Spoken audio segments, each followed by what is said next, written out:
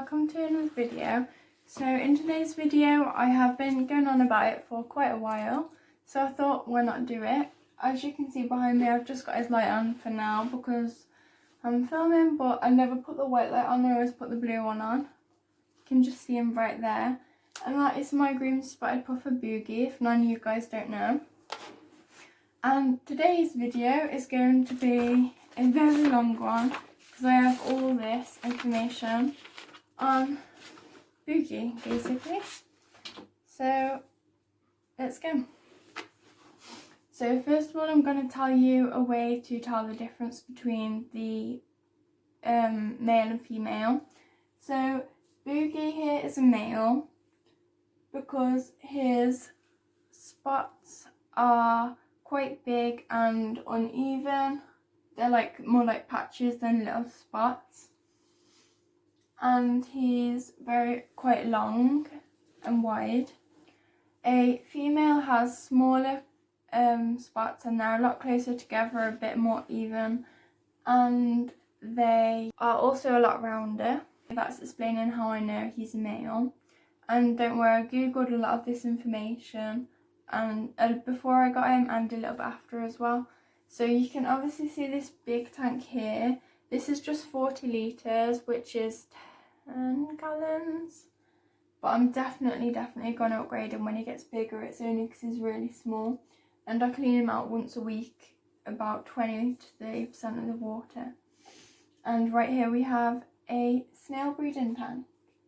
And there's quite a lot of snails in here. It looks a bit dirty, but I only cleaned them out literally yesterday. They poo a lot.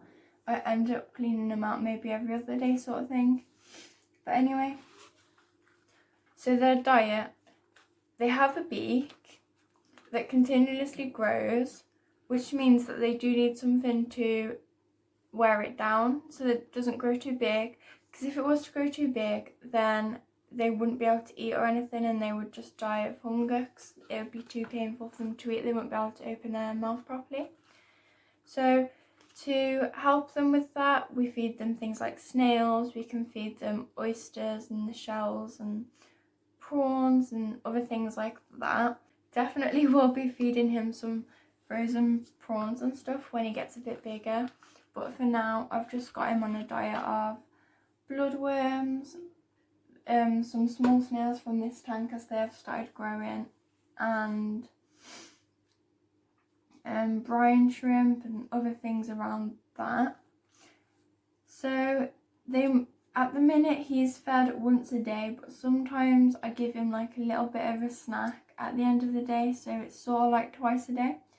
I've googled it before I got him, and you are supposed to feed them 1 to 2 times a day. So of course I knew that before I just went in and started feeding him daily. Although when he does grow up, he would be only eating once every other day, and you've got to make sure that you feed him as much as he can eat in a few minutes, because if there is loads of food and broken bits of food, dead animals or anything like that in the tank, then obviously they will make the water quality really bad. We'll have an ammonia spike, which is very poisonous to the fish, and yeah, he'll get poorly. He might get stressed, and he will probably get white spot or something like that. So yeah, you're not supposed to feed him foods that are any bigger than his eyes. So his eyes at the minute are quite small, obviously because he's only young. He will live to about 15 years, and he's getting about 6 inches to 15 centimetres. So around about the same. And so yeah, he's going to be quite a big boy. Some puffers get bigger, some get smaller. There's a figure of 8 puffer it's a little bit smaller than him. I feel that would be a nice pet to have. But anyway, that is the diet. And now going on to the habitats and the lifestyle. So obviously I have gone over that this is only a 40 litre or 10 gallon. He definitely will be going in a bigger one. So The minimum is about 30 gallons, which is 140 litres, or it's about 136 litres, but 140 is obviously a little bit better. And that's obviously like the very minimum for him to be happy and stuff.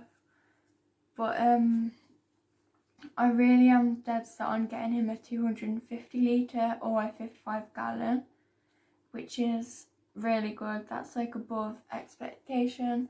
And like obviously when he's gone, I really do want to get some Oscars. So yeah, that'll be cool. So definitely comment down below if you want me to get some. Probably be quite a while because I've only just got him, and Oscars get really big, but you can try it.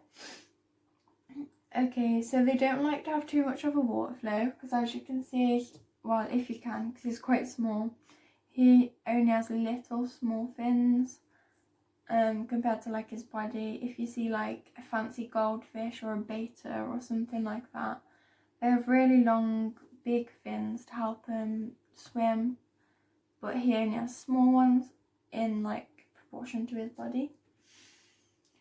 So they are most of the time wild caught, and when they are wild caught in the wild, they would be in fresh water or brackish water.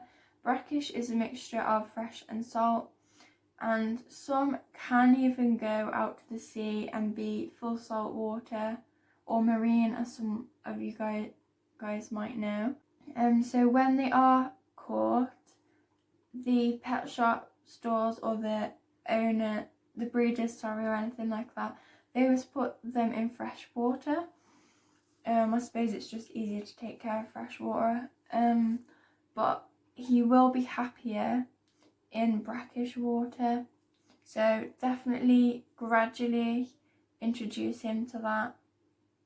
And he can even go all the way to marine, but I'm gonna take him to brackish and then see if he likes it, see if he's happy.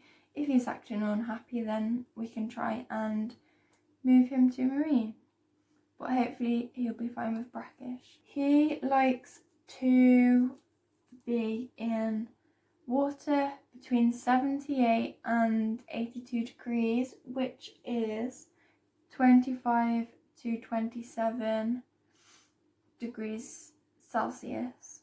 So as I said, I do clean about 20 to 30% of the tank once a week.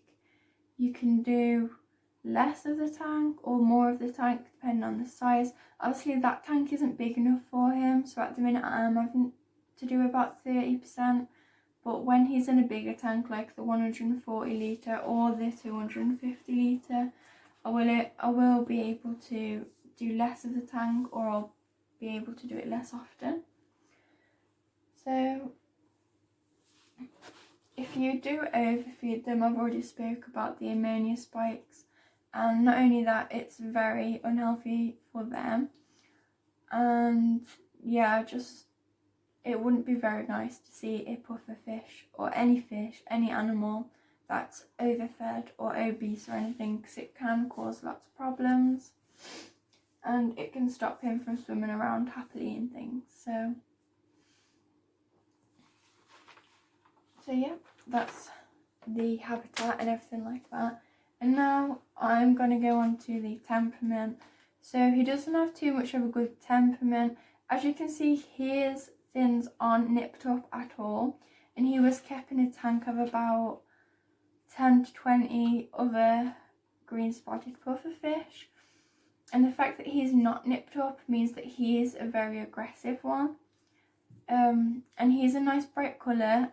He was like that when we got him, so he's not stressed out. So the ones who have been bit are normally like a more dull colour, and their eyes sort of change from being black to going blue, I find. And they just sit at the bottom, and obviously their fins are ripped. That's like the main indicator that you can see. A good tank mate that I've found is a black molly. I don't know why they say black molly. Maybe because the colour, if they're like bright colours, then obviously the puff is going to be more likely to see them as a threat, and things like that, and he's going to attack them because obviously they're highly territorial and they're very aggressive. So yeah, I wouldn't really keep them with other puffers, and I wouldn't really keep them with any bright fish or fish with like long fins. So mollies can swim quite fast, so they can always like swim out of the way. So I am thinking about getting some actually, and I also want a bumblebee goby. I'll have to insert some pictures of all these fish just in case you don't know. But anyway, yeah, they're the two that I'm thinking while he's this age. But obviously bumblebee goby doesn't live that long, only a couple years. Same with the molly. So by the time he gets big enough to be able to like eat them or whatever, they probably would have died by then. And then I would probably keep him in his big tank with some other predator fish. Just like keeping in mind like the sizes of them and their mouths and everything like that. Obviously pufferfish do puff up, that's in their name, and they do this as a defense mechanism to look big and scary to the predators around them and things like that. And they are for the most part poisonous. Some aren't, but the very high like percentage of them are. The poison's like held sometimes in their skin if they're a highly poisonous species, but most of the time just in their spikes that don't come out until they do puff up. So them puffing up is them breathing in a lot of air or a lot of water at a time, and when they do that, you don't want to be touching them basically, because it's very painful and it's not good at all. Fun fact actually, I don't know if you guys knew, but pufferfish, right when they're born, puff up just as like a defense thing. Like obviously when they're born in eggs, and then when the eggs hatch, they puff up as they come out the eggs. So pufferfish don't really like jump out the tank at all unless you scare them. So if you run up to the tank real quick or bang on the glass real hard, because they're actually quite skittish.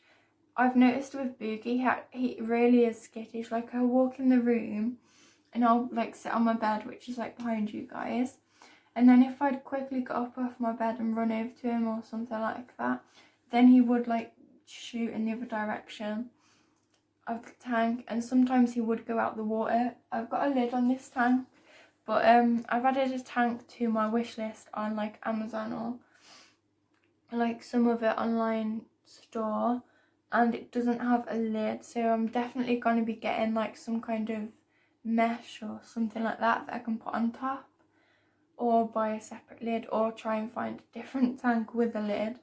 I'd prefer a tank to come with a lid and stand, but obviously that's the ideal thing, and it's not always going to be perfect.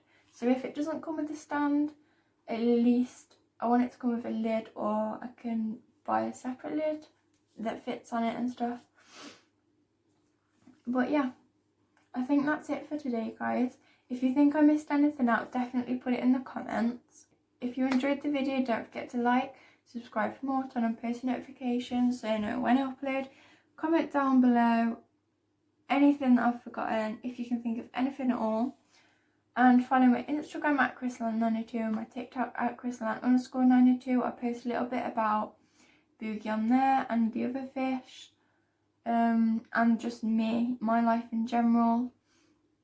I have a dog called Holly, if you guys don't know. I have birds, which I don't post on any social media about very much. They are zebra finches. So if you'd like me to do this video on them, then I'd do that. So yeah, thanks so much for watching. I love you guys, and I'll see you in the next one. Bye.